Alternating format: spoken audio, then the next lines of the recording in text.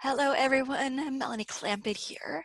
And as you know, when someone inspires me, I really love to share the wealth. And I have an amazing woman here with me today, Susan Smith James, who has definitely inspired me with her creativity, her courage, and her ability to create and actualize putting something out into the world. She lives in New Jersey. She is an award-winning potter. She's an artist. She's an entrepreneur. And she is now an Amazon #1 best-selling author for her amazing book, Dancing Dragon Magic, which we are going to be talking about today. So without further ado, welcome, Susan. Hello, Melanie. How are you? I'm I'm fantastic. Thank you. How are Good. you? Good. Good. And Very welcome to good. all the dragons, and then welcome to all of you who are here with us in this conversation. Um, what else is possible? And um, all right, first question I have for you. So Okay. you have these beautiful pots, and you made this beautiful book about dragons and the communication these pots have been having with you and these incredible beings. So what inspired you to create a book? Hmm. Well, I guess the pots inspired me to create the book. I started making some dragon pots. I was making a series of dragon pots, and I was talking to the publisher, Erica Glessing, and she said she's always telling you to do things like talk to the book and see what it wants. So she said you need to make a book out of these dragon pots. And she told me to talk to the book. Well, I talked to the pots that I was working on, and they started letting me in on their conversations. I started hearing them talking to each other and envisioned an entire world populated by these dragons. And that's how the book started. I just started writing things down and making more pots and taking pictures of the pots, and it snowballed into a book. That's amazing. And you know, we Yes. were we were talking a little bit earlier, and one of the things you said was this creation of the book amazed and surprised me as much as it does anybody else, Yeah. which I love because so often, you know, us creatives in the world, we have these points of view about what it's going to take to create something, and we think we have to sort of have it mapped out. So was it mapped out for you, or was that process different? No, no mapping, no nothing. I just did it. I think the book is sort of somehow greater than the sum of my efforts to make it. It just all came together and became more than what I did. But it was a lot of work. I mean, it took me 2.5 years to do.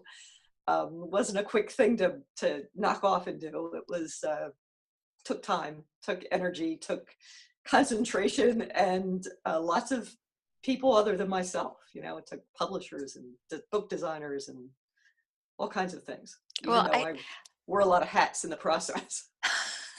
Well, and you created so many different components for this book. What are all of the elements? So you created and you designed the pots, Yes. and you took the photographs because the book is absolutely beautiful. And I know many of you at home, you're not going to be able to see it completely, but this is literally a There work you of go. art. So you have the photography, um, and now you also opens this The hand, little drawings, the yeah. little I did drawings all the there, little drawings in the book. beautiful, and then each Yeah. page was also specifically designed, Yeah. Yeah. right? Each So what were the different elements? So what were the hats that you put on to create this beauty? Well, it was easy to be a potter. That was the most fun. I'm always a potter. Um, you know, what I always do. And then I started taking pictures of the pots, and Mm. I've done that before, like in the past, back when you had that film and cameras and film, the old days. And Yes. that was totally daunting to me. But I got a digital camera and started taking pictures, and then you can edit them digitally in the computer. It was so much fun and so easy. It was so much easier than waiting to get the film back and doing something with that. So it was a whole thing opened up to me, being able to do that, being able to do digital photography. And then I wrote things down. I wrote the whole book in longhand because that's the way I heard the dragons and it came through that way. Then I had to type it on the computer. I'm terrible at typing. That took a long time. And then, it had to be edited and fixed up, look pretty and make sense. And it was quite the process. It was, all things that I'm not accustomed to doing.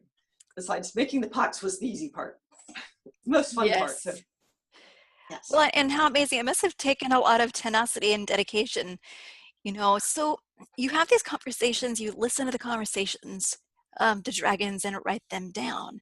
What would you say are some of the messages that you kind of Hmm. hear throughout these conversations the dragons have together? Yeah, Or, the or even what dragons. inspires you What about the inspires world of me about the dragon? dragons? Yeah. Hmm. Well, the dragons are very, they've been around they're sort of immortal. So they've been around a long time.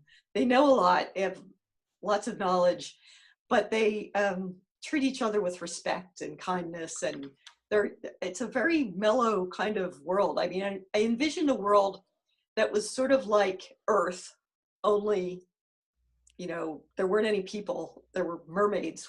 Mer people were the only sort of human-like things. Hmm. And um, it was sort of like Earth, primeval Earth, where like maybe instead of what we had dinosaurs, they had dragons. The dragons have been there, for eons, and they just have their own relationships with each other and their own, um, it's sort of, it's not necessarily organized, but it works together. It's a society that is functional, and I don't know, it's very kind and considerate of each other. Hmm. There's no real strife and conflict. There's minor conflicts, but they figure it out. They're good at that. Well, that was something that was, some of the themes that I really noticed in your book, like you were saying, the kindness and the cooperation with the Yeah. dragons. Also that each dragon individually was totally being them. You never see a dragon trying to be any other kind of dragon but the dragon that they are. They seem to live unapologetically Definitely. for who they are, but also embracing of the differences and also the similarities among each other, which for me I think is something that I would really like to see more of in the world, and I know a lot of people that do, and also the sort of stewardship of the planet. That the dragons have, which is not something they effort at. It isn't a difficulty. It's just an extension of who they are, which I thought was something that was also really beautiful and something that I would really like to add more of to my own life. I know. Yeah, they're very they love their planet, and they Mm. do whatever they have to do to take care of it. It's a concern of all of them. It's like sort of they feel their Mhm. responsibility, um, Yeah, but they don't go around, yelling at each other about it. That's just what they do. it's just what That's they do, what they do. exactly. So Exactly. Susan, um, for me, your book, there's so many different pieces. I mean, I'm really excited to have it just in my home on the coffee table as a conversation piece, for one. Um, and it's also for me a piece of art. Like I look through Yes. and, there is a Kindle version of the book. But, for Yeah. everyone listening out there and, you know, get out there and get this book. It's when you have it in your hands, there's actually an energy to it. The imagery and the words all together, um, and the artistry of it. It it's a little bit beyond words, right? It was something, and you mailed me the books, and for me to read through it before we had this conversation, and I didn't completely get it until I had it in my hands, and I went, Yeah. oh, like there is something that this book is actually communicating and contributing by its presence, which might sound funny to some people, and then I know a lot of you are gonna really get it. So Susan, who would you say the book is for? Oh, people who love dragons, people who like Mhm. art, people who like pottery. Mhm. Um, people who like to be entertained. It's a fun book. It's not just serious art. It's a fun art book. It is. Well, and I Yeah, love the combination, the art, yeah, um, the writing, the storytelling, the art, and the message is, and just the lightheartedness. I know for so many of us in the world right now, we could really use some lightheartedness, in our day-to-day lives. And as I read it, it really also seems like a really wonderful book for children, and yeah, anyone who is actually looking to add to their children's lives yeah, something that is going to have them have more awareness of sameness and difference, of the stewardship of the earth, and a different way of being able to, be cooperative with yeah. one another. So I think it'd be amazing children's book, young adult book, and like you said, anyone who appreciates, art, dragons, and I Yep. know a lot of people do because I've had my experience with dragons too. Which has been delightful and wonderful. And your book is another element that I'm finding is wonderful to kind of be feeding that curiosity. Yeah, it wasn't written specifically for children, but there's nothing in it that you wouldn't want children to hear. It has Yes, big words in it. It's not, great way to children increase the language. Yeah, vocabulary. that exactly. You So could read it to a kid and it would be good. They might ask you, what does that absolutely. mean? But it, So Susan, so you spent the last 2.5 years creating this phenomenal book with these beautiful messages that are so key to what is going on in our world right now. So what's next for you? Or will there be, so you what's are writing a next? second book, correct? Yeah, I'm working on the second book. Stuff they still want to say things. Stuff They got needs to those happen. dragons have a Uh, lot to say. they do. They're very chatty. They Yes. have a lot to say. So Um, so are you going to be doing a book tour? Like, how can people connect with you? Well, right now, you can always go to my website, dancingdragonmagic.com, and see lots of pretty pictures of my pots, like nice photographs of them. Um, and yeah, you mentioned a book tour. Yeah, we're gonna be around different places, but I'm not sure where we're gonna be with the book yet. So do you have a mailing list on your website where people could sign up Yes, so that as you're traveling around, they can know where they you're know going if to I'm gonna be? be. Yeah, All right, wonderful. yeah. And that's at Um, dancingdragon.com. So dancingdragonmagic.com. Dancing Dragon Magic. How could I leave out the magic? Yeah, you can't forget the magic. No, And not at yeah, all. there's a mailing list, and I contact people, let them know, and even the pots are for sale. Um, Fantastic. and people on the mailing list will know when new stuff comes out. When I open the kiln up and bring some new things out, you'll find out. Uh, Lots of fun, lots of things happening. Beautiful. I can't wait until you're in my area and I can come meet you in person. There you Um, go.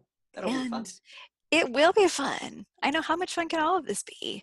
Yeah, Um, and then also go out and buy the book, everybody. It's such a beautiful treasure to have. If you have children, you don't have children, and also to support artistry and creativity, and Susan, I would really love to see your book just explode into the world because of the beauty of it and the messages of it, but also because I always want to support entrepreneurs and creators that are willing to kind of go out on the edge of creativity, like I believe you said in a conversation yes, and inspired me with that one.